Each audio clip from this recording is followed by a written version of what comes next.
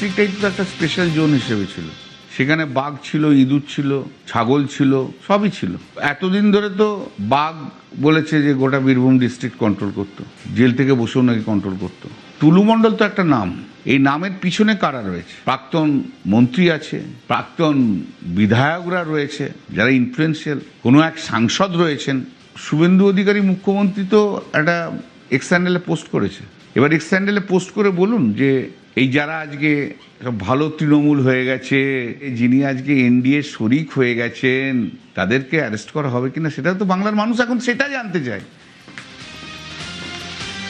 বীরভূমের সাংসদ শতাব্দী রায়, তাহলে শতাব্দী রায়ের প্রসঙ্গ তুলছেন নাকি কল্যাণ বন্দ্যোপাধ্যায়? আমরা শতাব্দী রায়ের কাছে জানতে চেয়েছিলাম প্রসঙ্গ টুলু মণ্ডল।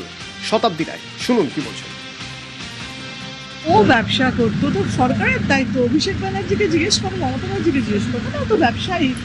তো ব্যবসা তো আমি তো ব্যবসায়ী নই, বা এমপি এমএলএরা ব্যবসায়ী নই, যে ব্যবসায়ী করে থাকে ও, সে খবর নিশ্চয়ই সরকারের কাছে থাকা উচিত। এই যে এরা কল্যাণরা বারবার সব কিছুতে আমাদেরকে যাওয়া আছে, সেই যে এই বিতর্কে দিতে চাইছি না। সব কথার উত্তর দিতে পারলে, মানে দিতে হলে আমার জীবন এখানেই শেষ হয়ে যাবে। ওনার কথা উত্তর দেওয়া